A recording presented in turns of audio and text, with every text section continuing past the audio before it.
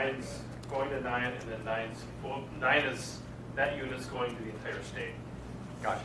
So what we're getting is what 9's getting, is what WDIO is getting. You're getting haircuts at home?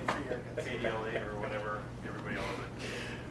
I was going to say, there's no way you're not getting. Oh, no. So is it Fox 9's having trouble moving the feed out to the pool? Is that the No, issue? it's not, it's whatever's going on. Fox 9 has to turn it on, Okay. and it's been transmitting for the last hour. Now it's frozen. That's right. As Glenn knows, we didn't get the state of the state figured out until 6:57 p.m. So. And his wait a minute was 15 seconds. Remember how I begged for 7:01? Yeah. It was 15 seconds, Oh. not 60. But we all said, in the governor's body, That hurts already. 15 seconds feels like a minute. That pains. Right? Yeah. I know how hard it is for him to wait. And I just barely started moving my pictures when all of a sudden the whole crew's walking out already. What happened? We once did a press conference in Duluth that ended before the majority of the press got there. So we did it again, and then it ended before the majority of the press got there. So we just kept doing it. Everyone got their own one-on-one press conference. Well, you remember that one in Faribault at the licensing bureau? Yeah. That started about 20 minutes early. 20. Well, Yep. and now I know him better. When this first Yeah, that was at the very first- beginning. the governor. Well, Yeah. Military, right? Yeah. That's what it is. it's going to happen here. He's just gonna go. All right, we're good on the audio check then? Double check. Test, test, test, test, test. All right. All right, we're Is good. it working? We're good. Let's go. All right. Okay, Rock hold and on a roll. Here we go. Governor's coming up. Give me 2 seconds. When you guys are asking questions, just speak up so that I can pick up. Sure. Are we good to go, Bruce? We're good to go. Okay. All right, Governor. I think we're right to that. Okay, I'm just gonna set this down. You want me to just carry it? It's okay, look, I can use it.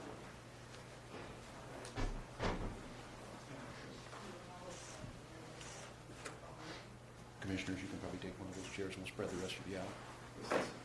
You want to sit there? This in that chair.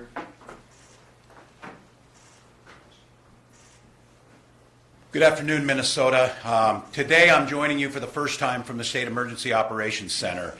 I want to give a big thank you to Director Kelly and the people who are working here. This is a busy place.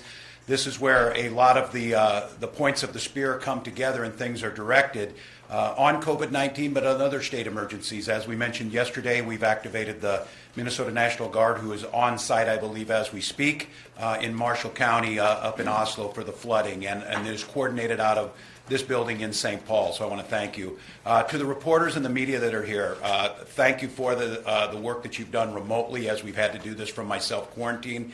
And I also want to mention to the people of Minnesota, because of social distancing and the nature of this room that we're in, the media is working in a pool rotation where they are asking even for others questions. So the collaboration and cooperation that's happening to get information out, I'm deeply grateful for. Once again, we are sad to report we have 5 more COVID-19 related deaths, bringing our total to 39. Once again, I believe 4 of those were in long-term care facilities, and it's an area that we are, of course, focusing on. I am glad to announce that we were able to get our approval from the federal government for our state emergency declaration. Want to thank the federal government and FEMA for the quick response on this. We're moving into the next phase already, as we said, but that'll free up a lot of dollars. I've spent the morning on the phone with the nation's governors, trying to take a look at what the CARES Act's going to do and some of the concerns that we have and some of the things that are positive, and then start thinking to the next level of what we need to do. With that being in mind, it was 2 weeks ago that we issued Executive Order 2020, the stay-at-home order for Minnesota. At that point in time, we were pretty clear of how what we were trying to do. So what I'd like to do is I would like to bring us up to where we're at on this. The order was set to expire on Friday. I want to talk about what we're going to do next in extension and what's driving some of these decisions, and more importantly, how are we looking at triaging for the short term, and then how are we making sure that bridge as we start to think about coming out of this and maintaining for the long term until we get a vaccine on COVID-19. So what I ask you to do, Minnesota, and you've done in a spectacular, very Minnesota manner, is to buy us time by following these rules, by social distancing, by making sure that we're staying home. We're doing distant learnings across the state, and again, I want to applaud the folks who are making that happen and supporting each other, our critical care workers with daycare, all of the stories you hear about folks getting together, cooking meals for them, making sure they're able to continue that. That's what we asked you to do so that we could buy the time necessary to plus up our hospitals, to increase testing, and to see what this thing is going to look like on the other side of it. So I'm going to ask you, we're going to continue to buy time. I'm going to extend today the stay-at-home order until May 4th from the April 10th. We will then align the public accommodation order. That's the issue on bars and restaurants and amusement activities from May 1st to May 4th. This will give us the time necessary to build that prevention and the treatment capacity. I'm going to talk about how we came to this decision, what are some of the implications of it, and where we're going to start thinking differently about this as we come out the other end. On this one, and this is one if Jan, if you want to, Commissioner Malcolm, if you want to chime in, why are we extending the orders? What are we looking at? First of all, the CDC came out with their guidance to the end of April, 1st of May, which is basically being interpreted by 42 of the 50 states as stay-at-home orders. It was articulated to us by Dr. Fauci that way, and I think many see it as that. Of course, actions by peer states, and especially those who are early on in the curve, seeing things that were working for them that were making a difference.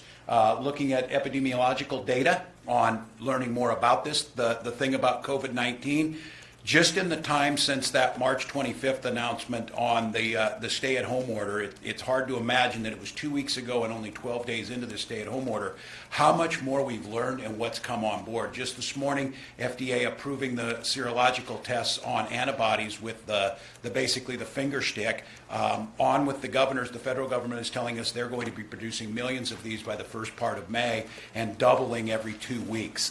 Minnesota is going to take a look at that to make sure we have the capacity to do it. Looking at our modeling, which we'll show a little bit, the folks over at the University of Minnesota Public Health, we created one of the first ones in the nation. It's the only one that's populated with Minnesota-specific data. At the time we released our first one, I believe we had 1 case of community spread. Of course, now we have hundreds. At that time, I think we had 1 death in Minnesota, and of course, now, unfortunately, we have 39. The experts we're listening to, that being the hospital associations, and I know that every time I start to speak about changing the stay-at-home orders, our hospitals and our healthcare professionals get really nervous about what that means, and again, that's what they're asking for. So federal government recently extended their nationwide distancing. CDC continues strong guidance for us on social distancing and limited travel, and vast majority of states have continued to do this. Now, I want to take you through some of the data and some of the things that we're putting together. And for those of you at home, if you're seeing what's on the screen, just explaining a little bit about this. What this slide is showing is, and it's normed pretty well with a select group of states, this was the days, and it starts at day 0 on the bottom on the horizontal axis of when you got your first 100 confirmed cases of testing. And Minnesota was testing about right in the middle, so trying to norm this out, this is about as close as we could get. So we were about in the middle of the pack, and this is on, you see on the left side, I'm sorry, I'm going to step away for just a moment, the cumulative cases per 100,000 of what we were getting early on. And then it takes off and shows the curve.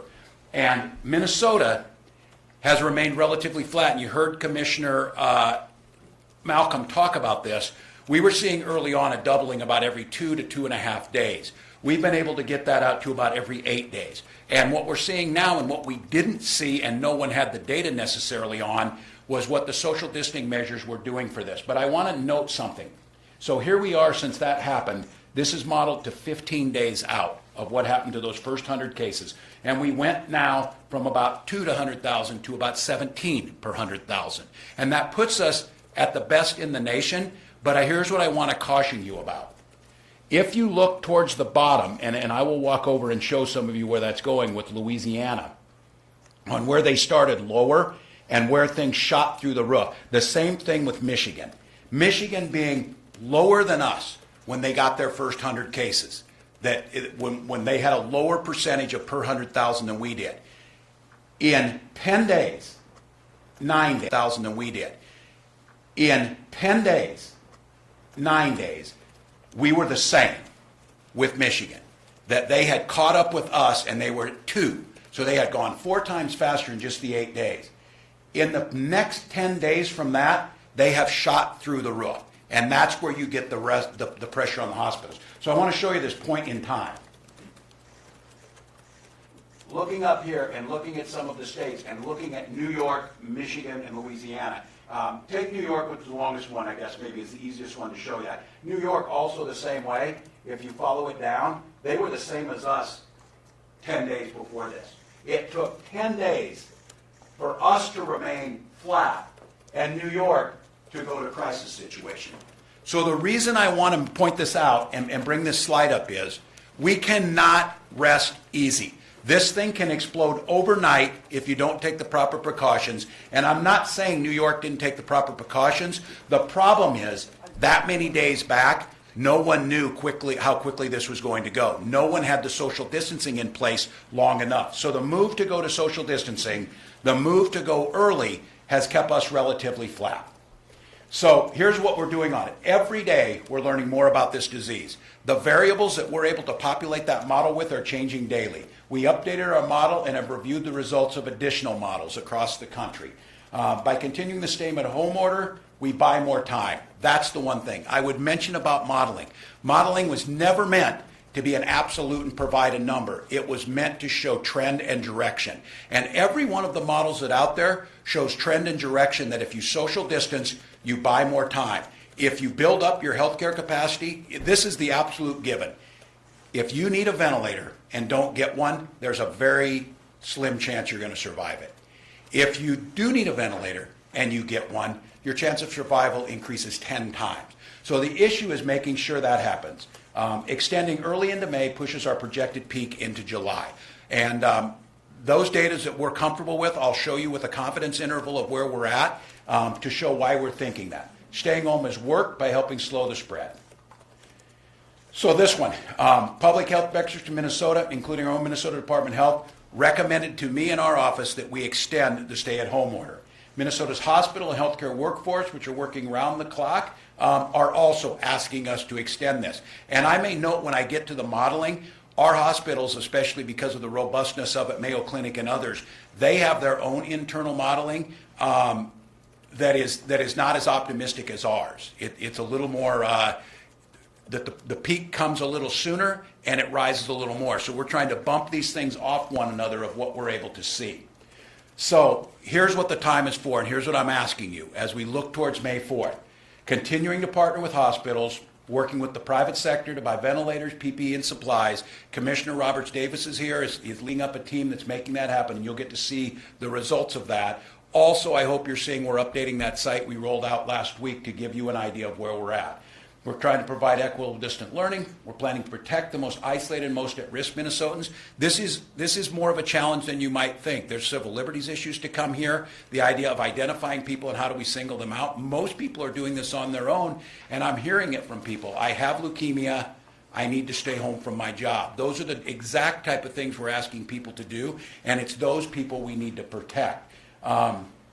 We're building on our social distance strategies for starting to reopen society. What we're learning about what works with social distancing and what we're learning that we think we can do economically without jeopardizing the gains we've made, without ending up in a New York, Louisiana, or Michigan situation where you go from being pretty good at handling things and it seems okay to all of a sudden being out of control that fast.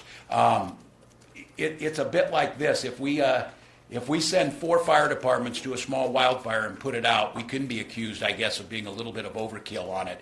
But the thing is, if it gets beyond where the 4 can handle it and gets beyond where 8 can handle it, the thing starts to double out of control. And that's exactly what we're looking for. And the experts will keep working on new treatments. This bottom part is good. That news today about the FDA emergency approval of the serology test is I think, a really good thing for us. So, I don't know, this one, Commissioner Malcolm, do you want to talk a little bit about this, about where we're at on testing? So, Happy to, Governor. Thank you. Good afternoon. So as the governor mentioned, we have updated the model and we know how interested you are in that. And I think we're planning a briefing on Friday to get more into what's changed about the model, what some of the new data shows. So we can take a few questions later, but just know that we're going to go thoroughly through the model updates for you. But as the governor has said, we need critically to continue to expand our testing strategies. Not only the PCR tests that we do in the laboratory that let us know whether someone is currently infected with COVID, which is so important to our epidemiologic work, our investigations, working with people who've been exposed and their contacts to try to isolate and quarantine. That continues to be critical. But the serologic testing that the governor referenced is going to be a way of helping us know who has already been exposed and who is safe to continue to provide services and care and return to work in the economy. We, as the governor mentioned, we actually, for our size as a state, have been doing not so badly in terms of testing on a per population basis, but not nearly as much as we want to do. Our priority has been around people who are already in the hospital, healthcare workers, people in long-term care settings. But we just recently have expanded the priority criteria to include other at-risk groups, people certainly in long-term care, but also in child care settings and homeless shelters. So we very much want to continue to expand those that are able to be tested with the diagnostic testing. There are still really challenging supply chain issues. The reagents that are required, the chemicals to do the tests, as well as on the collection end of the specimens. Healthcare providers concerned about personal protective equipment and the swabs that are required to collect the samples have become now kind of the limiting factor there. But we are working very closely together. We've got a large group of folks who run laboratories across the state and the healthcare systems trying to help us problem solve every day about how can we collectively increase testing capacity in Minnesota. We also are supplementing the laboratory testing with all kinds of other ways to look at the data to give us a better handle on what we think the true burden of the disease is in Minnesota. The chart that the governor showed you was one of about 15 or 16 different metrics that we're looking at continually to look at the spread of the illness in Minnesota and how we can measure that. So a more robust surveillance system to look at influenza-like illnesses around the state, see how those patterns are changing, is going to help us estimate not just the number of laboratory-confirmed tests, which the governor and Chris Erzman and I have all said we know that represents the tip of the iceberg. We're starting to get a handle on how much bigger that iceberg underneath the surface might be.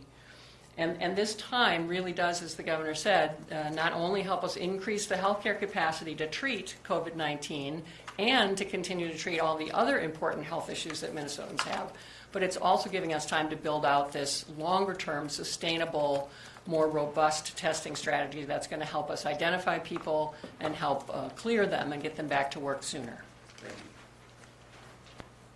And I might note on the testing to Minnesotans, and I was on this morning for an extended period of time walking through this with our legislative leaders. I am not interested, nor do I have the time to understand why we don't have more testing. That is not my point in this. We simply do not, and there is no percentage and no value in complaining about it at this point. That's why we've continued to work for ways around this. The good news is, just since the 2 weeks that we issued the original stay-at-home order, so many more things are coming online. Now, it's still a challenge, but this bottom talking point on this slide is the one that I want you to look at because it falls into our strategy pretty heavily. I talk about the Minnesota moonshot on testing, where I think if we're not able to get them where we're not, we're going to step up the capacity here so to make sure we can test millions in Minnesota. Because it's really great when you give a number like we have 1 million tests, there's 330 million Americans. So even if we get up to 1 million by May on the serology test, that's not what that one needs to be used widely to make sure the number of people. This is a finger prick, almost instantaneous test that we can walk up to this room and we can tell how many of people of us in this room have had it. And many of us we know now, and Chris Erzman could tell me on this, up to 25% are walking around asymptomatic that they didn't get anything on this, but they have it. That's the point what we're trying to do right now. We're asking if we can see how all of these things fit together.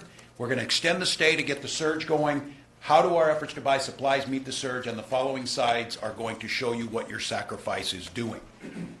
First of all, let me explain what you're seeing here. That pink rectangle you see in the middle, using the modeling that we have with a 95% confidence interval, this is the spread that falls in. Now, if we give you a data point at the dead center of that and told you that we're going to hit our peak on June 2nd and need 4,000 beds, that is 1 point of the spread. We can say with 95% confidence that we are going to need a minimum of 3,000 beds starting in the middle of May. And that could be 3,000 beds as far out of July, depending on what we do social distancing wise, and it could go higher. Here's what really matters. That's our current ICU bed capacity that we could fill today. That would be on this day. If we jumped, if we did that 10-day spike like New York did, and we started to fill that up, that gap in between the current bed and the bottom, even assuming best case scenario, bottom is what we would need. But we've not been setting for the last 12 days. What we've been doing is standing up, and in 24 hours, we can double that capacity in hospitals, what they already have ready to go. So if we start to see hotspots, which again, we're getting testing now that can predict hotspots into the future, about a week ahead of time. And then with 72 hours, we can move it right under the 3,000. That's what's in place now. That's the work that's been going on, why we've asked you to stay home. There's also, Joe Kelly's team, the Corps of Engineers and others have been working on up to, I believe, Joe, around 3,000 beds now in alternate care sites. Those will not be treating COVID-19 patients. Those would be taking people who are recovering from appendicitis and been able to be in that facility so that we would not fill these beds with anyone else. This is good news. This is progress that's been made. We've made a lot of headway of getting to where we needed to go. From 2 weeks ago, those things were not there. Now, here's another complicating factor, but it's one we're working on. That's the current hospital ventilator capacity. We have gone out over the last 2 weeks and scoured every corner of Minnesota. We have had ambulatory surgical centers that were closed for elective surgery provide their ventilators, their anesthesiology machines that were converted over. So we're setting at about right here with ventilator capacity. And this is what our procurement team, both inside state government and outside, has been able to order. This is what's on order. So the problem is, in that parenthesis, is back order. And right now, most ventilator manufacturers are required by law to sell to the federal government. So this conundrum that we're in is when we're told that the governors need to go out and procure this, if we're working with a company who is obligated to sell first to the federal government, we are put on a back order situation. And that's where we start to do everything we can to turn over every stone to try and find these. The good news is, and I would say this, that first to the left, and the April, May, and June timeframe till we get above the beds and just about hit our peak, that we think a lot of those are going to come from Medtronic, who has already committed and already delivered some to us. So that procurement feels more secure to us. The ones going out are a little bit nervous. Now, the argument being made is that when New York will be done by this time, that the strategic national stockpile will be replenished and those will come to us. That's a possibility, but I think it behooves us not to count on that because states are struggling with that. And I might also say where you've seen some states that were able to give ventilators to New York, what's different than that is we have none in strategic reserve. These are all in operating situations.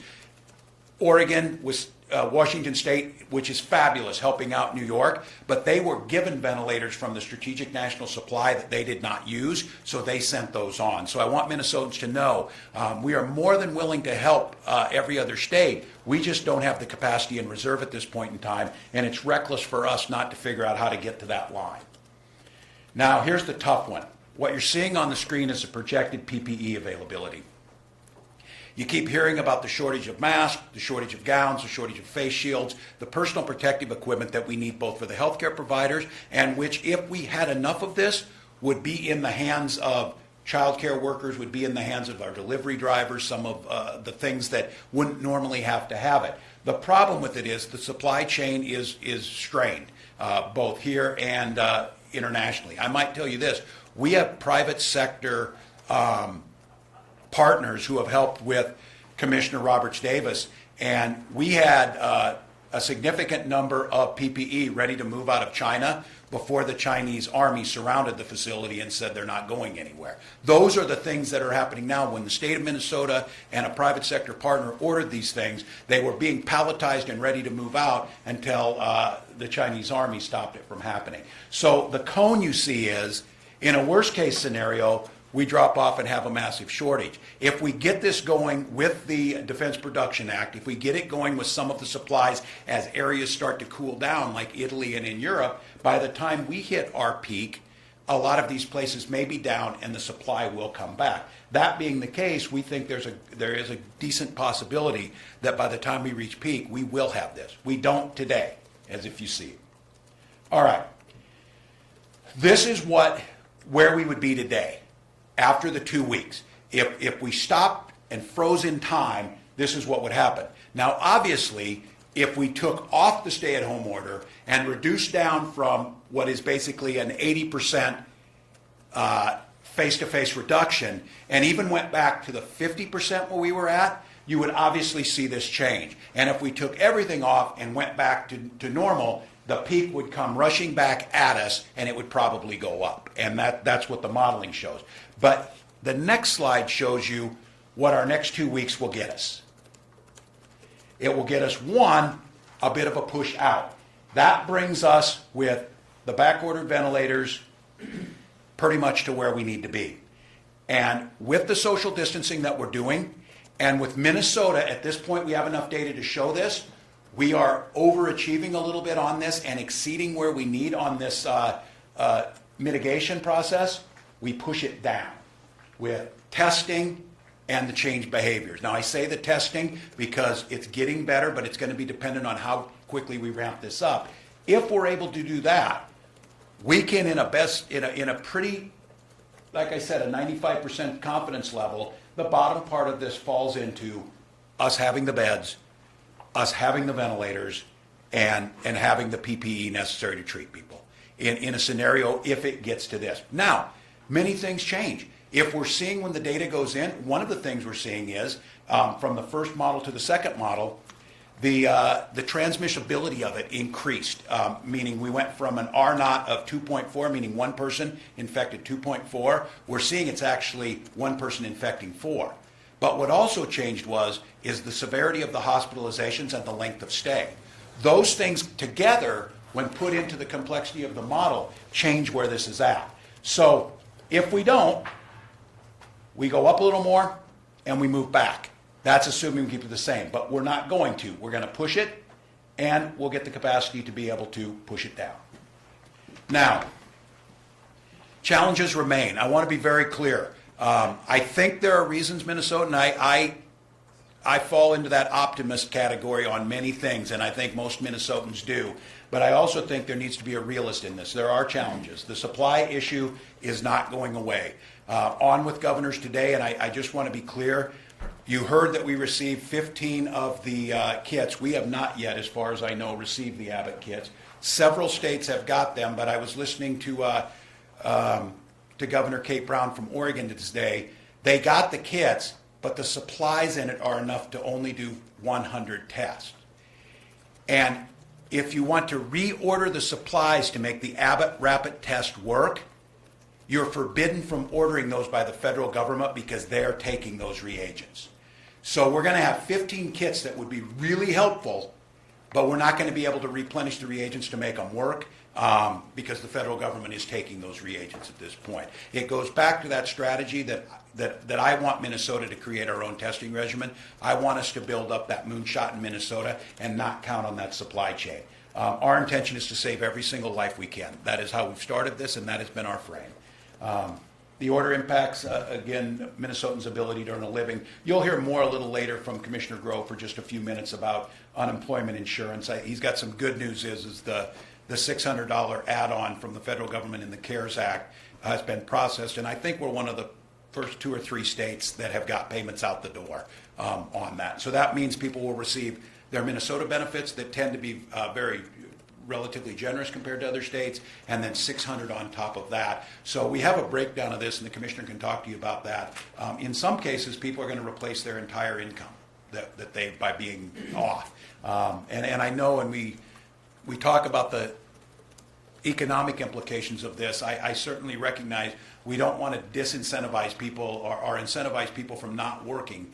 But we also, in this case, in this rare circumstance, we certainly do want to keep people out of dangerous situations, and we also want to make sure they can pay their bills.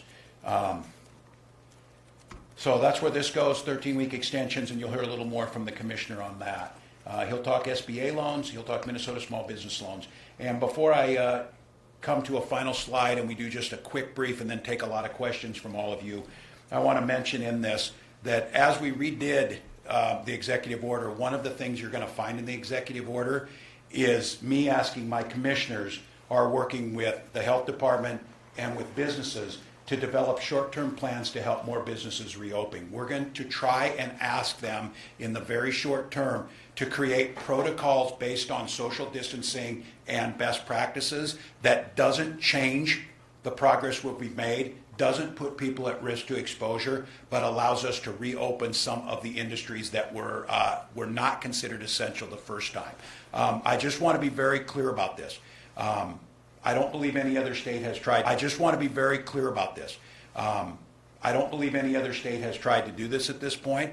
I will not sacrifice the health of Minnesotans and the gains that we've made. These hard-earned gains and fights and sacrifices, as you saw on the one slide, can be lost virtually overnight if we don't do this right.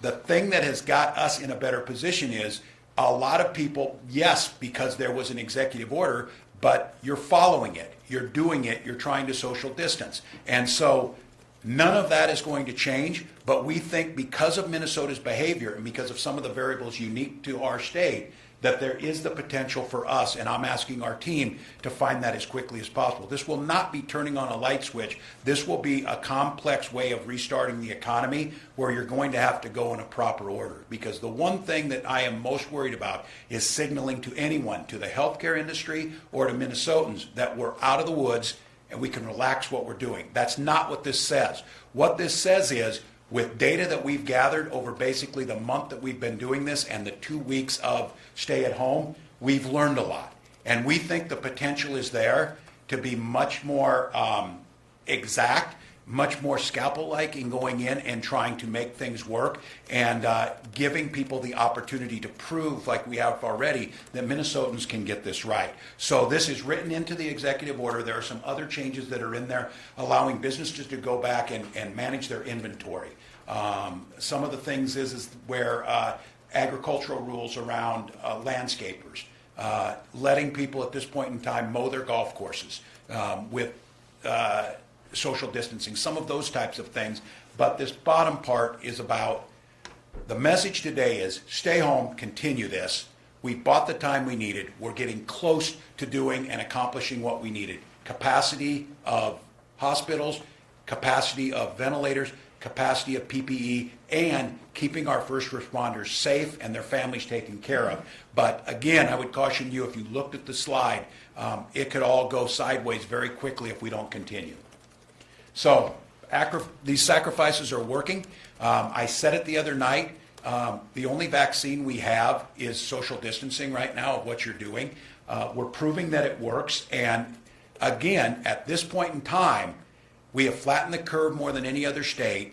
We are able to keep that for a longer period of time. We are getting close because of geography and the way this virus has burned through the world and the country.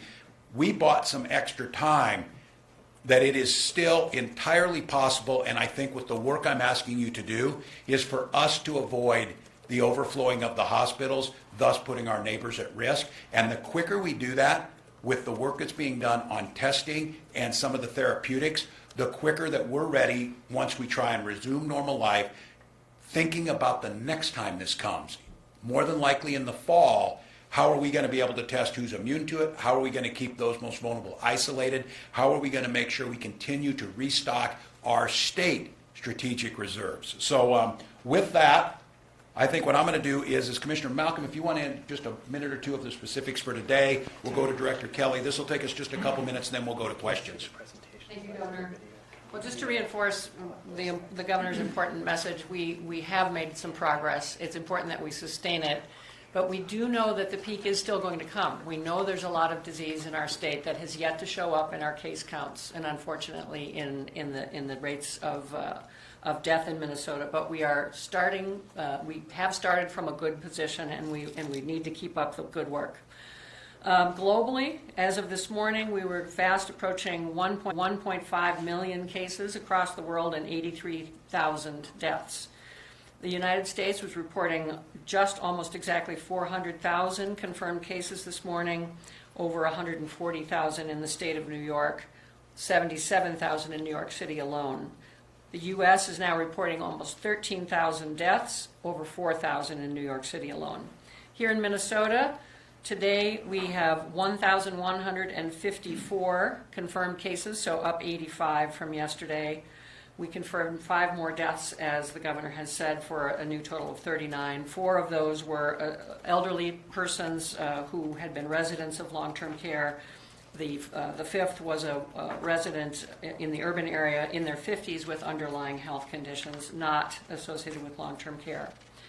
I do want to just take a quick moment to say again how much we appreciate the work of the folks in our infectious disease division who are doing contact and case investigations and working literally around the clock. So I think I've mentioned before, this group has already reached out to over 1,150 people within 24 hours of getting their lab results back to interview them. These are tough calls to do, since many of these people are in some cases frustrated at how long it took to get their results back from the national commercial labs. They're worried about their results, and they can be certainly distressed if we're calling them about an ill family member. I want to acknowledge that these calls are very difficult for the person receiving the call, but also for the person making the call.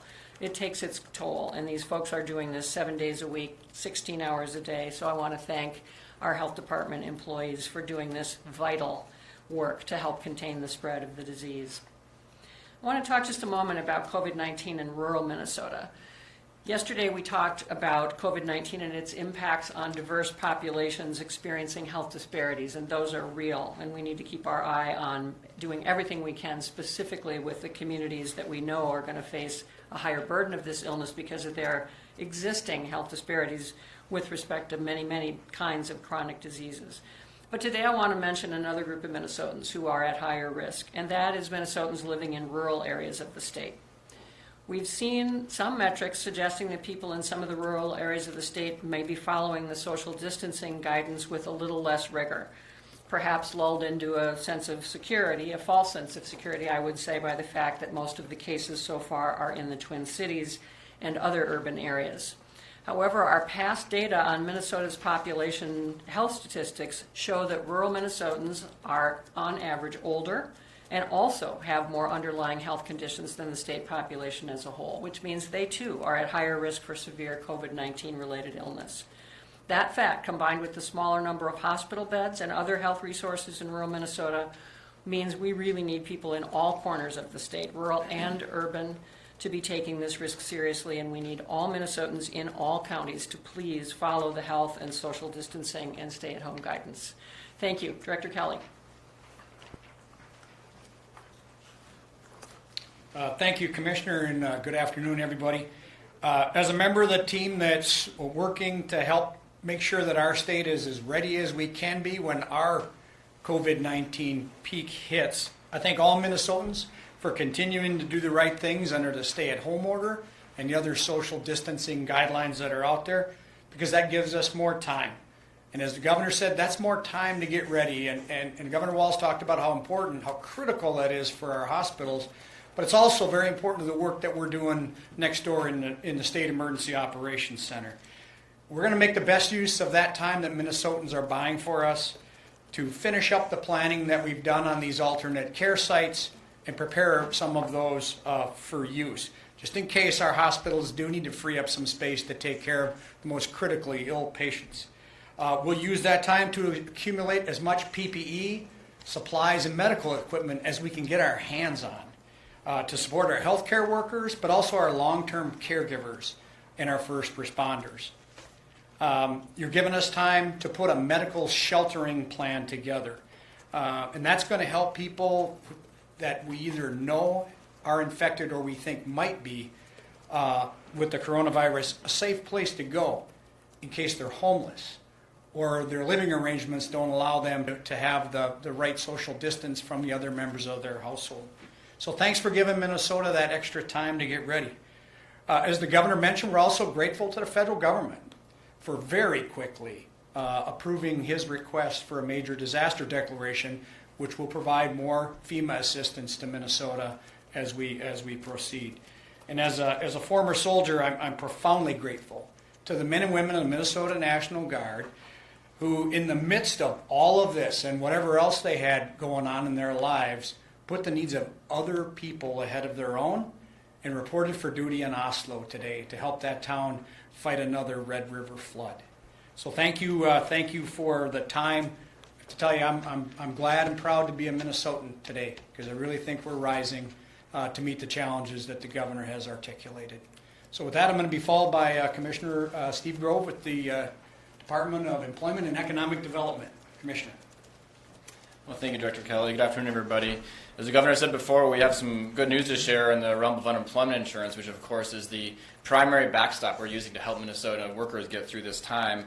We are among the first, if not the first state, to be able to process these additional $600 payments that came in through the Federal CARES Act.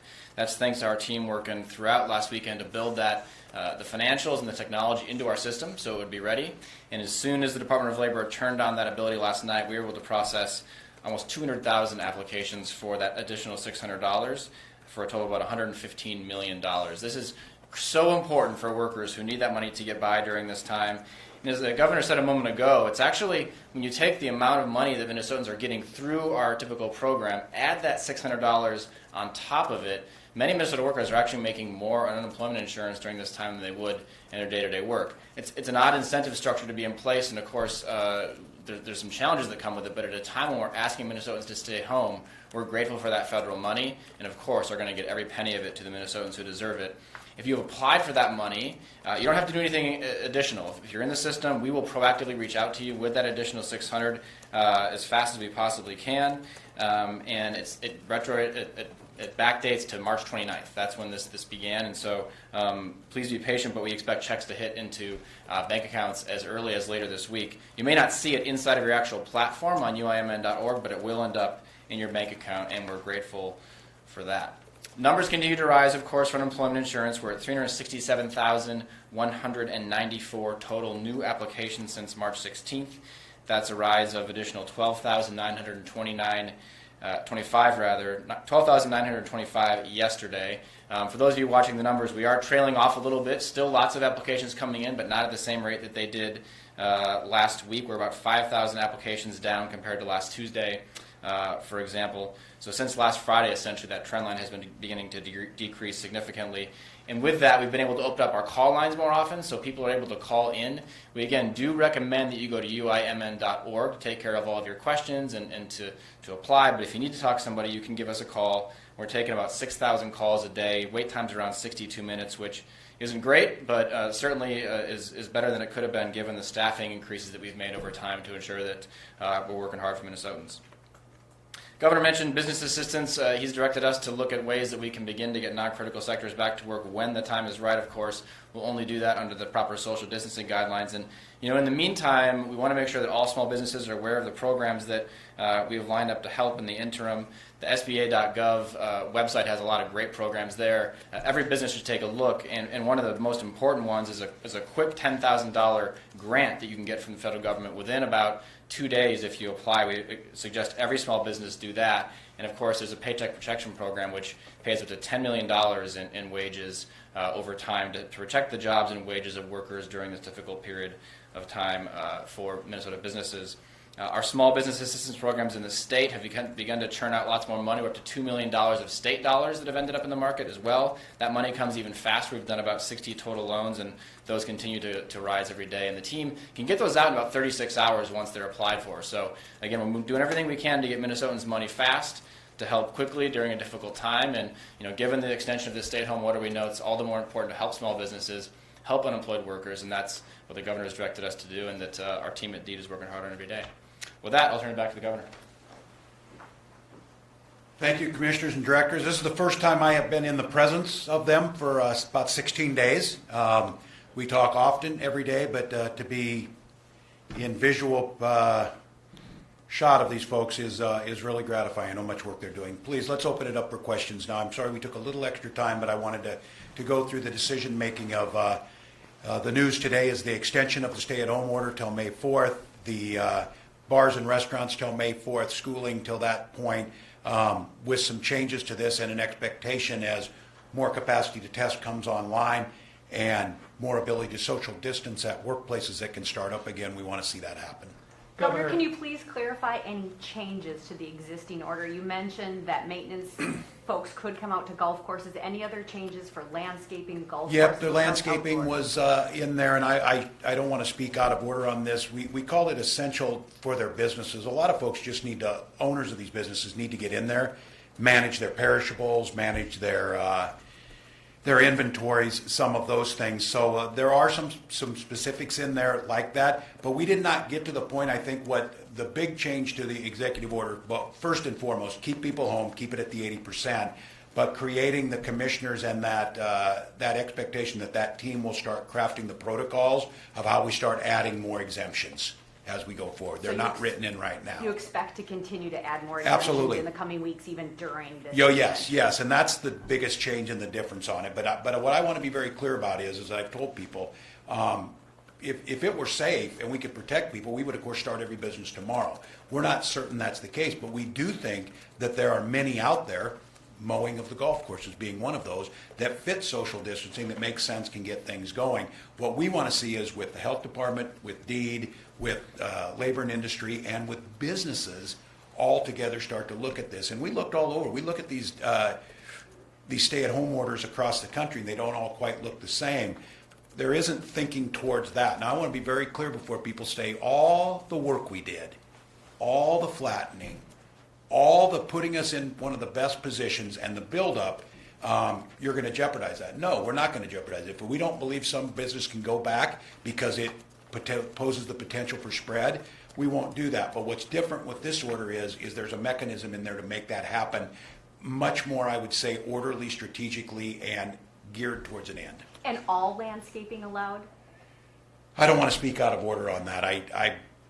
There will be some parameters around it, but it's been pretty much opened up. The Ag Department will write the rules on that, about what can be done, and they're finalizing that now. These people, the golf course mowers, the landscapers, et cetera, can they go back to work tomorrow, or is it there's some lag time?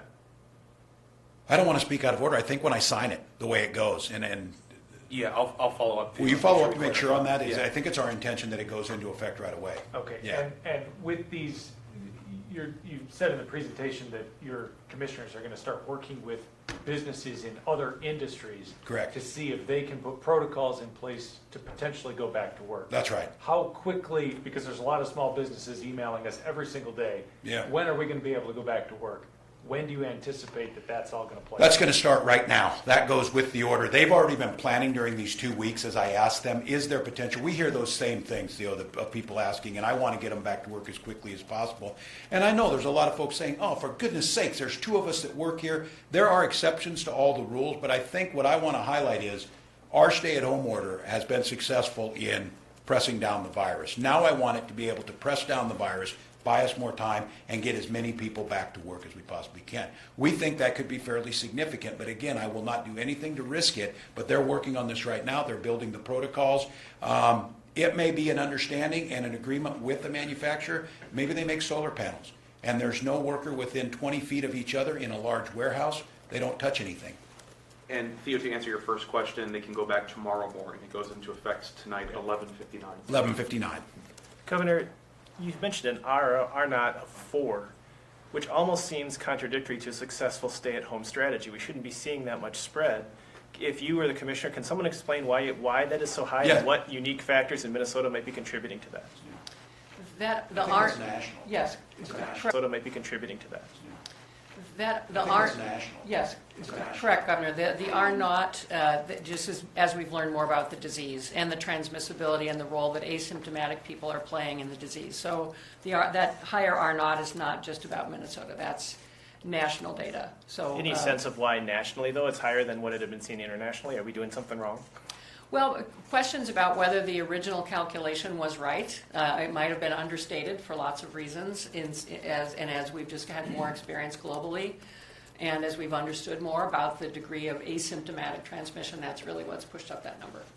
And a follow-up question on that, because the governor had mentioned 25% of people walking around with it. Is that again a state? Chris, is that about right? A state number, a national estimate? Provide more on that. We just right now is 1 in 4 of us walking around with it in this room. Yeah, no.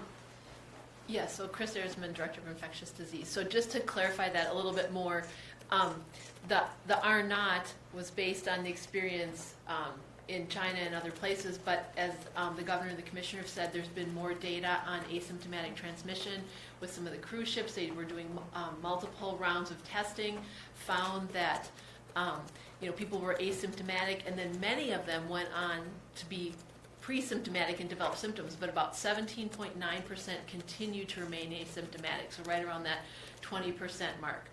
So that is what's partially contributing to that increased R naught. It's a great question. It totally highlights this idea of the serology test. If we could walk through this door today as you were there with a 5-minute touch the finger, get a result, we could find out in here who's had it and then start to understand that immunity. Are you going to, there's a reference in the presentation to organizing and increasing our testing efforts. Yes. Are you going to organize antibody testing? We won't have enough. Are you going to prioritize as a state who gets that? Yes, I believe we are, and I'm telling you that ahead of time. We've spoken fairly extensively. I spoke the other night with Dr. Ferrugia as they were getting the national contract, Dr. Ferrugia being the CEO of the Mayo Clinic.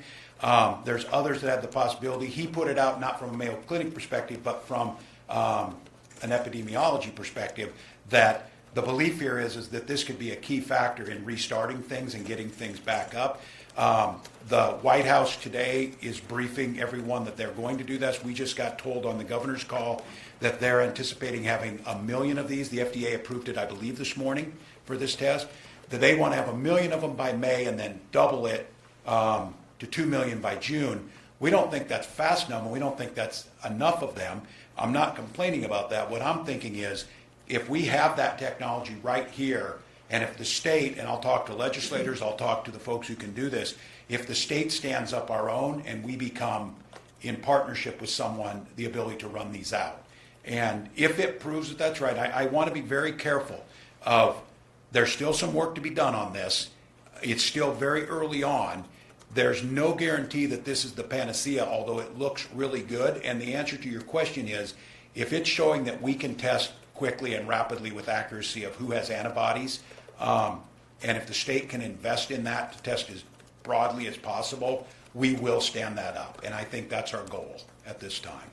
Governor, I've heard from a Republican lawmaker who has said that this person's been very supportive to you up until this point and believes your decision today was a mistake, not to create more exemptions, especially for outdoor workers, small businesses under 10, and this lawmaker fears you will begin to lose public support now. Well, I don't know where this lawmaker got their information. Did they listen to the public health experts? Did they use all the things that we have? And did they hear what I said is, we're not saying that we can't do that, but we're not just going to release them. What evidence and what data is this person saying that we should just give a blanket and you should go do this? The commissioner's right.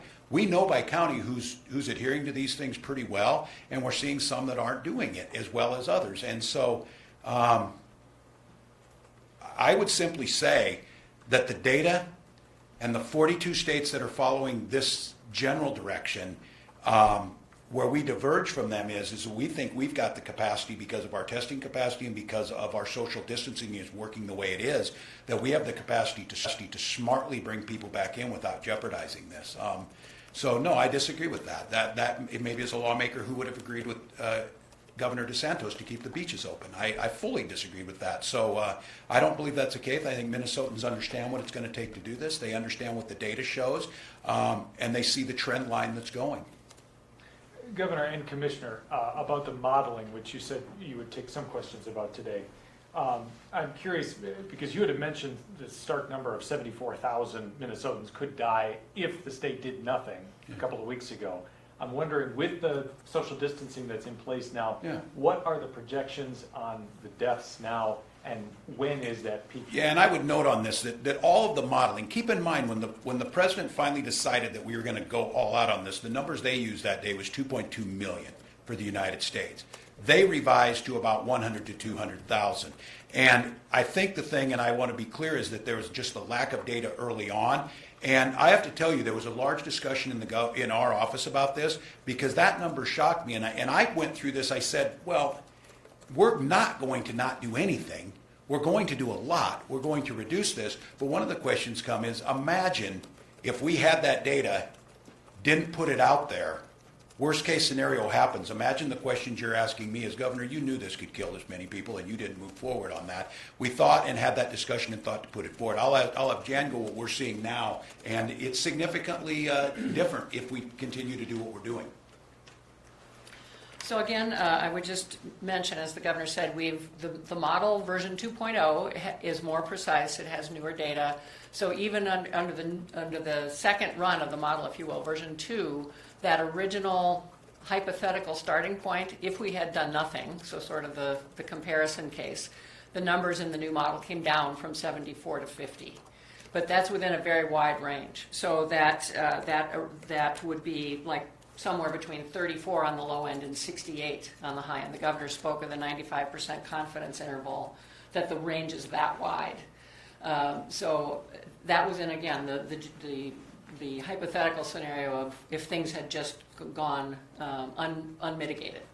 So there isn't a precise, and we really still want to really counsel people that we're not predicting a certain number of deaths will happen or won't happen with these scenarios. It's directional. It's all about helping us understand which levers have the biggest impact. And what the model confirms, the Minnesota model and the other models that the governor has talked about, is that the biggest levers really are building up ICU capacity and isolating the most vulnerable. So the model continues to confirm that and continues to suggest that if we continue the population-wide social distancing and then continue to work hard to build up the capacity and keep the most vulnerable people more protected, that we can manage to much lower mortality figures. So Dr. Fauci has said 100,000 to 200,000 nationwide if social distancing is in place. What's the model show here? If social distancing is in place, how many will die?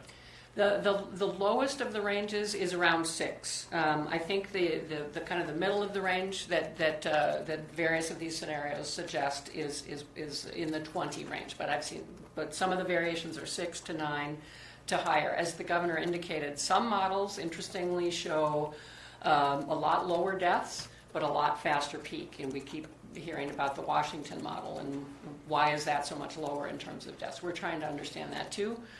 We're also, as the governor said, comparing numbers with some of the health systems that are looking at their own data. In fact, we're meeting tomorrow to kind of lay out what's the same and what's different about some of these assumptions. Commissioner, can you talk to us about indoor versus outdoor transmission as the weather gets nicer, people are wanting to be outside? I noticed on that chart, peak demand, June, July, that's when Minnesotans are outdoors. Is it safer? Is there less transmission outdoors than indoors? Well, typically that's been the seasonal pattern we've seen with many other viruses, that as we're less confined indoors, that natural social distancing happens outdoors. The weather itself, to the degree that the particles, if you cough or sneeze, in dry air, they hang around longer. In warmer, humid air, they fall to the ground faster. All of those are factors. But I think even in outdoor environments, we really want to be very, very careful with not clustering in close groups and not having the family picnics where we're all hugging, as much as that is our instinct. That we still have to be careful in those environments. So should we all cancel 4th of July and cabin trips now? Is that what that looks like when you see that June, July peak? Well, we hesitate to say, let's just cancel summer, but I think we do have to, again, learn how things progress and be smart about some social distancing strategies that just keeping in mind the value of trying to maintain more distance than we typically would, and those personal behaviors that hand washing and the hygiene around, being very, very careful, where you cough and sneeze are just so very important. We're going to have to keep up those behavior changes for a long time. Governor, could you address that too? You've lived in Minnesota a long time. You know that culture of going outdoors, gathering, June, July. That peak really times out at that time. Yeah, it's hard. The weather's hard. I saw it at the dog park, and people are doing pretty well. They're social distance, not a lot of masks, but we do worry about that. We worry, and I think we're encouraging people to get out, stay healthy, but then I know that there's kind of a contradictory message, but don't drive up north and overrun Mille Lacs, or wherever. Contradictory message, but don't drive up north and overrun Mille Lacs, or wherever it might be. Those folks are asking us, please, the irony of this is that they really liked us going up there every other year and spend money up there and building the economy, but now they know well enough what happens, that 2 or 3 cases in a rural hospital is enough to overwhelm the ventilator situation. And so what I'm encouraging people to do is to think smartly about this. I hear you on these outdoor activities from people saying, hey, what about the boat storage places? At least let them open up for a day to let us go in one at a time, get our boats out of storage. That makes great sense. That's what we should be doing. Smartly, make sure there's protocols. How do we do it? Same thing with the golf. And I know that there's people saying, wow, what an elitist thing to worry about or whatever.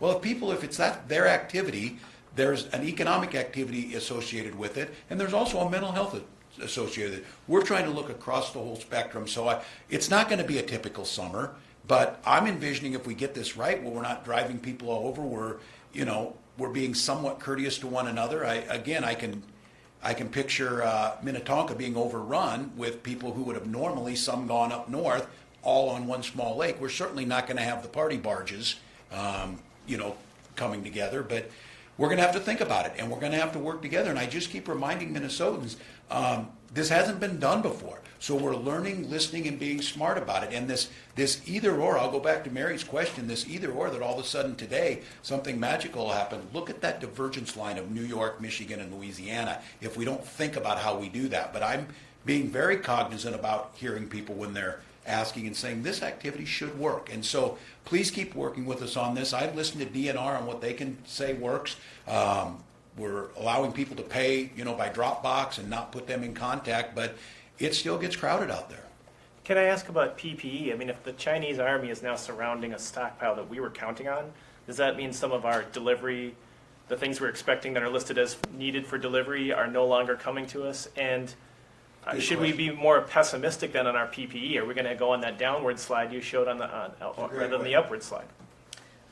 Good afternoon. I'm Alice Roberts Davis, Commissioner for the Department of Administration, and I'm overseeing the critical care supplies work stream. And although that is one instance that happened, we have been seeing supplies coming in from overseas. We feel like we're very well positioned. Most of the things that we ordered have been accessible to us. We've been working very closely with corporate partners who have been able to assist us in getting some of those products across the water, and so we're feeling very good about the situation that we're in. We'll continue to place orders and continue to watch them for insurance that they are going to be delivered. With the current trend, then, do you see us going on the trajectory that is positive, that will allow us to have enough PPE for the peak, or do we need to see something better happen to get there? Does something have to change? It's a very crowded marketplace right now. It's very competitive to get these supplies. We'll continue to place orders and leverage every connection that we can. It'll be iterative ordering because just as things become available, we continue to place orders and expect that our vendor partners will deliver for us. Governor, a couple of media partners had sent a question to me asking about why May 4th, not May 1st, to comply with the federal government. Yeah, we went to, it's a Monday, went with the school, and I think my team just decided it worked through that weekend to give us some time. And I keep coming back to this, that the time and how long we're doing these, I said this 4 weeks ago and said I kept saying there for a few weeks, next week it'll be a totally different world. Next week when we get together, it'll be a totally different world. What we've learned is moving so quickly, and I think it was on that we think that a Monday to go through a weekend, we think if you go into a Friday or if there's some decisions there, we see different behaviors. I'm seeing different behaviors in traffic patterns and social distancing depending on some of the announcements and some of the timing. So I think that was the thinking that went behind it, and then to line everything up. And just a little bit of review, I'm sorry, but you looked at the 50% reduction face-to-face contact you were originally considering, and that just wasn't enough? It's not enough, and we talked about it, that what we've gained off this and thinking this time is just critical. I think much the same way we did this time, we will go through these factors, and by that time on May 4th or the week leading up to it, there will be more things we can put in. We'll have learned more. My hope is by the time we go at that we have in our hands serology tests, or at least stepping it up, that change a lot of how we go about this. I mean, imagine a factory situation where you could test every single person, send them through the door who are immune to it, do temperature scans on everybody, and then do a 15-minute test when they're leaving to make sure. That's the way you get back safely. That's the way you put it down, not just saying, well, everybody go back to work and figure it out. So our thinking is to take it in chunks like that and learn as we go. And then now, with this new executive order, we've got the capacity to be built in there that we can put protocols in place and start bringing some of these back online if we're able to match it up with what the resources we have, from testing to all the things that the Department of Labor and DEED are going to put together. Governor, I've got a question for one of our media partners, and I think it might be for you, Chris. You said yesterday at committee that MDH is running out of surgical masks to send to long-term care facilities. I'm wondering if you can provide the numbers on that, if there's a vendor who didn't deliver on those, if the state is struggling to do that. Yeah, Chris is certainly welcome to comment too, but I think Commissioner Roberts Davis has agreed to help us beyond just the acute care setting, which was the original charge. I mean, the way this all started was kind of through the strategic national stockpile model, where it's all about hospitals and healthcare settings. But we're very much understanding the need to protect long-term care and to look at some of these other community-based providers who are dealing with vulnerable populations. So as we are able, we now, it's not just MDH trying to find supplies and pre-position them close to long-term care, but with the critical supply team's support, trying to broaden that reach and try to get some of that non-medical grade equipment as well as the medical grade equipment that long-term care needs. So yes, it's a problem, but we're working on it hard. So if a long-term care facility asked the state right now for some of these surgical masks or other PPE, the state would not have any to give to them? I think in terms of the state stockpile, I think that's true. I don't know, Chris, if you have any other. Did you want to comment on this? Same way if we ask the national, they don't have it. So we are working on that for long-term care facilities. As Commissioner Malcolm said, we do have some stock of those coming in later this week, and so we'll have a process for long-term care facilities to requisition for those items as they're needed. Speaking of long-term care, Governor, I asked you a while back, can I ask you again about the plans for the workers, these low-paid, stressed workers who, some of them are getting sick, they're watching residents get sick, they're watching residents die. Incentives to try and keep these workers coming to work. Yeah, and I was working on it on my supplemental budget pre-COVID-19. I think some of you remember I went out and spent, this was an in-home worker, but spent a day walking in their shoes. This is important and tough work, and they're way underpaid. It's very difficult to get people to do it. Now we're depending on them, and they're in a difficult situation. So I think this is probably a broader question, Mary, about society reprioritizing the value of certain professions and certain jobs. I've always used to say it, the hardest jobs I ever worked paid me the least amount of money, and that still holds true. Unfortunately, where it intersected with public health, we've really got to think about that. And so, yes, I think there's thoughts going into that. And I would go on this whole strategic stockpile and just let you know when governors talk on this. One of the first things when you become a governor, and everybody tells you to do this, is when they give you the keys to the car, if you will, the first briefing you get is emergency management, meaning that is your first responsibility. What happens if a tornado hits? What happens if there's a terrorist attack at a football game, whatever it might be? So you sit down with those people, and I just want to be clear with everybody. It was never any confusion that we were counting on the strategic national stockpile to backfill us in these times. And when we were all told then to go find it ourselves, that created a lot of confusion in this space. So governors are talking about that. There's also some frustrations, and maybe this happens in life all the time. The people who prepare ahead then sometimes end up getting punished for this. Something I'm worried about right now is the way that the CARES Act is structured. The reimbursements that are going to go to hospitals and things are going to go in an order where it pays for those that are uninsured, uncompensated care, which means states that did the responsible thing and took Medicaid expansion or had MNsure and tried to cover as many people as they possibly could are going to be punished by states that left their people off of insurance, and now they're going to go in. Some of those same states are ones that didn't take mitigation on the front end, so a big chunk of the money being divided amongst the states is going to go to the least prepared and the states that chose not to expand health care to their citizens. So I have to tell you, as we're working through all of this and looking at it, these are all things that are working simultaneously. But my message to Minnesotans is, it's important for you to understand all those things are working, but my commitment, and these folks here's commitment is when a roadblock's thrown up, we got to figure out how to breach it or go around it. And that brings me back to the testing and the PPE. The problem we've got is that I would have been and felt pretty good early on because the bulk of these things are done by companies that are headquartered right in Minnesota. When you take a look at Medtronic, has over 20% of the domestic ventilator market, and 3M has the biggest chunk of N95 masks. Both of those are off limits to us now because the federal government's put basically a hold on them and everything they produce goes to them. Supposedly to the national stockpile to be given back to the states, but it isn't there anymore. So if some of you are wondering, why aren't we testing more? We want to. Why don't we have more PPE or making it right here? We want to. And I think we're at the point right now is if you buy us a little more time with this stay-at-home order, we're going to ramp up those things internally and do it ourselves, even more than we already have.